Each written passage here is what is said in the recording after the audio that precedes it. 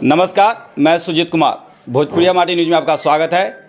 आज के चुनावी सफ़र में हम पहुंचे हैं उजियारपुर विधानसभा क्षेत्र में, जहां से महागठबंधन के और आरजेडी के उम्मीदवार आलोक कुमार मेहता जी हैं, जो राष्ट्रीय जनता दल के राष्ट्रीय महासचिव भी हैं। आइए इनसे हम कुछ इनके विधानसभा क्षेत्र से के बारे में जानते हैं और राष्ट्रीय मुद्दे के बारे में भी बात करेंगे। सर, आपका स्वागत है हमारे चैनल में। धन्यवाद। सर, आप देख रहे हैं इस बार का जो विधानसभा चुनाव है, जिसमें आपकी पार्टी के बड़े बड़े नेताओं ने कोई भी भाषा की मर्यादाओं को नहीं तोड़ा, मगर हमारे देश के गृह मंत्री किडनैपिंग, लूटमार जैसी शब्दों का इस्तेमाल कर रहे हैं। जंगल राज, हमारे मुख्यमंत्री जंगल राज की बात कर रहे हैं, हमारे प्राइम मिनिस्टर कट्टा की बात कर रहे हैं। इस पर आप क्या कहना चाहेंगे? जो उनका संस्कार है, जो उनकी ट्रेनिंग है नागपुर हाउस से, उसका वो असली रूप सामने रख रहे हैं। पहले वो हिडन एजेंडा लागू रखते थे, अब वो विजिबल एजेंडा है। मतलब वो फ्लोर पर आ गया। जितनी बातें हिडन हुआ करती थी पहले, ओपन हो चुकी है। उसी तरह जो व्यवहार उनका था, चाल चरित्र और चेहरे की बात करने वाली पार्टी के लोगों का, वो सबका चाल चरित्र चेहरा सब उजागर हो रहा है, सामने लोगों के आ रहा है। सर, आपकी पार्टी एकमात्र मुद्दा लेकर चल रही है विकास, रोजगार, माई बहन योजना, जनताओं को कम दाम में सिलेंडर देना, 500 रुपये में सिलेंडर देना। इसके अलावा आप अगर सत्ता में आते हैं तो क्या आप जाति धर्म से उठकर सभी घरों में रोजगार देंगे जहां पर सरकारी नौकरी नहीं है? हमारे नेता माननीय तेजस्वी प्रसाद यादव जी ने घोषणा की है कि हमारी सरकार बनती है तो हर घर में सरकारी नौकरी दी जाएगी, चाहे वो किसी भी जाति और धर्म से हो। किसी भी जाति और धर्म से। वह हर व्यक्ति का अधिकार है अपना, और हर व्यक्ति को जो रोज़गार पाने का अधिकार है। सरकारी नौकरी के लिए हर व्यक्ति एलिजिबल है जो बिहार का नागरिक है, देश का नागरिक है, बिहार में रहता है। तो हम समझते हैं कि यह बहुत इस तरह की योजना कभी पहले नहीं चली होगी। और तेजस्वी प्रसाद यादव एक दूरदृष्टि वाले व्यक्तित्व हैं। उनका नेतृत्व उनके व्यक्तित्व की वजह से उभर रहा है। उनकी जो परिपक्वता है वो जनता ने एक्सेप्ट कर लिया है। इसलिए वो इंडिया गठबंधन ने पूरी के सारे घटकों ने उनको नेता मान लिया। और कल तक सवाल उठाने वाली पार्टियां कि आरजेडी में मतलब इंडिया गठबंधन में डिफरेंस है, नेतृत्व नहीं स्वीकारा जा रहा है, आज उनके पार्टी में, उनके गठबंधन में कोई नेता नहीं है, किसी का नाम प्रोजेक्टेड नहीं है कि कौन, यदि ऐसे तो जीतना है नहीं उनको, लेकिन यदि जीतेगा तो हर पार्टी की परिपाटी है कि वो बताया कि हमारे पार्टी से, हमारे गठबंधन से कोई की सरकार यदि बनती है तो कौन मुख्यमंत्री होगा। तो ये सवाल, ये जवाब उनके पास नहीं। सबसे बड़ी बात है कि वो लोग जान चुके हैं, लगभग जानते हैं कि उनका सुपड़ा साफ होने वाला है, इसलिए उसी की तैयारी कर रहे हैं। सर, आप पूर्व की सरकारों में शिक्षा मंत्री, सहकारिता मंत्री, भूमि सुधार राजस्व मंत्री रह चुके हैं, और आपका क्षेत्र जो अभी जो सर्वे आया उसमें इंफ्रास्ट्रक्चर में काफ़ी पीछे है और बुनियादी ढांचा भी बहुत कम डेवलप है। सर, तो आप अगर विधायक बनते हैं और आने वाले सरकार में मंत्री बनेंगे तो क्या अपने क्षेत्र के लोगों के लिए आप क्या ऐसा करेंगे जो आपकी जनता आपको वोट दे?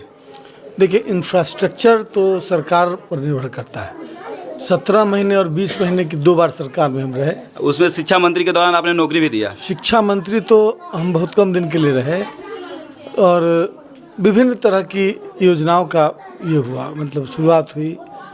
भ्रष्टाचार मुक्त करने के लिए रेवेन्यू डिपार्टमेंट में बड़े बड़े मतलब बहुत कार्रवाई स्टेप्स लिए गए।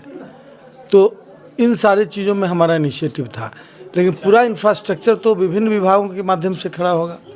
जैसे हमने एजुकेशनल इंफ्रास्ट्रक्चर कॉरपोरेशन से अपने क्षेत्र में 100 के लगभग कमरा, 100 से भी अधिक कमरा बनवाया है। और जहाँ तक रोड का मामला है, 267 रोड का निर्माण हुआ है। उसी तरह विद्यालयों के कमरे बनाए गए 200 से ऊपर। तो ये सब तो इंफ्रास्ट्रक्चर ही है ना। ये शिक्षा के क्षेत्र की आधारभूत संरचना है, विद्यालय का कमरा फिर भी अभी कम है, क्योंकि यहाँ लोग शिक्षा के प्रति आकर्षित हैं बड़ी संख्या में बच्चे पढ़ने जाते हैं, हज़ार हज़ार की संख्या में स्टूडेंट्स हैं और कमरा 3-4 कमरे में पढ़ते हैं। तो मेरा उद्देश्य था कि मुख्यमंत्री क्षेत्र विकास योजना का पैसा अधिकतम उसमें लगाया जाए ताकि अधिक से अधिक बच्चों को पढ़ने की सुविधा मिल सके, और वो काम हमने किया है। और आगे भी जो रोड इंफ्रास्ट्रक्चर का हिस्सा है, बिजली इंफ्रास्ट्रक्चर का हिस्सा है, वो सारी चीज़ों में सुधार की कोशिश होगी। अभी भी बहुत कुछ सुधरा है, लेकिन बहुत कुछ बाकी भी है। विशेष तौर से जो बिजली पानी की जो समस्या है, पानी की समस्या पिछली सरकार में काफ़ी असंगठित रूप से चली, उसका निर्माण हुआ और गैर जिम्मेदाराना ढंग से जो है उसके सिस्टम को पूरी तरह लागू नहीं किया गया। हम लोग की सरकार आएगी तो उसको हम पूरी तरह लागू करेंगे। सर, अभी एक रिपोर्ट आया है जिसमें दिखाया गया है कि भारत में बिहार राज्य है जिसमें लड़कियों की शिक्षा का स्तर सबसे नीचा है, और लड़कियां स्कूल इसलिए नहीं जा पा रही क्योंकि हमने बिहार में भ्रमण किया है, जितने भी स्कूल कॉलेज हैं वहाँ के जो शौचालय हैं वो साफ़ सुथरा होते नहीं है। यह एक वजह तो नहीं है? देखिए, मेरी समझ से जागरूकता बहुत तेज़ी से आई है और अब बच्चे जा रहे हैं। अब ये बात अलग है कि सरकारों की स्थिति अच्छी नहीं, विद्यालय में पढ़ाई की स्थिति अच्छी नहीं, कोचिंग सेंटर्स ज़्यादा पनप रहे हैं और छोटे छोटे निजी स्कूल ज़्यादा पढ़े। लोग तो बच्चे तो जा रहे हैं, लेकिन उनकी प्राथमिकता सरकारी विद्यालय में जाने की नहीं दिख रही है। गरीब बच्चे सरकारी विद्यालय में जा रहे हैं।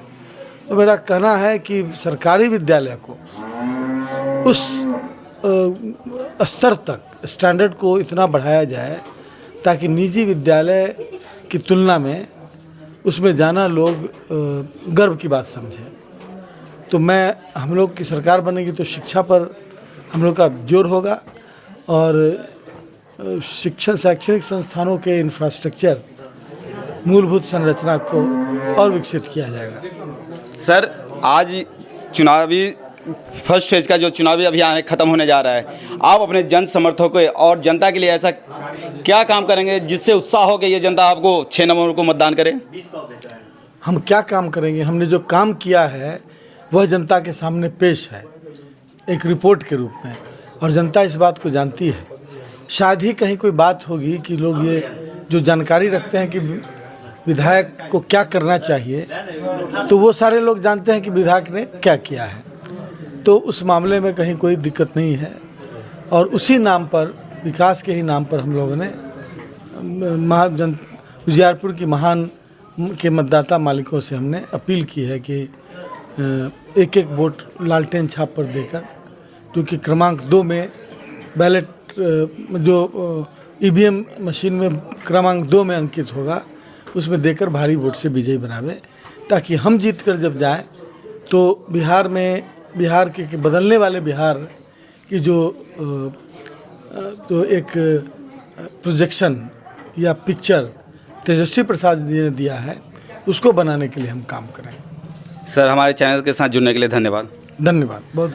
आप देख रहे थे कैसे आलोक कुमार मेहता जी ने बोला है कि मैं अपने काम के नाम पर वोट मांग रहा हूं। हमने पिछली टर्म में जो काम किया उसके आधार पर वोट मांग रहा हूं। जब मेरी सरकार बनेगी तो आने वाले समय में हम जात पात से उठ के, ड्रम से ऊपर उठ के हम नौकरी देंगे, चाहे वो किसी भी जाति का हो। आप हमारे साथ जुड़े रहिए आगे की खबर के लिए। उजियारपुर विधानसभा क्षेत्र, सुजीत कुमार।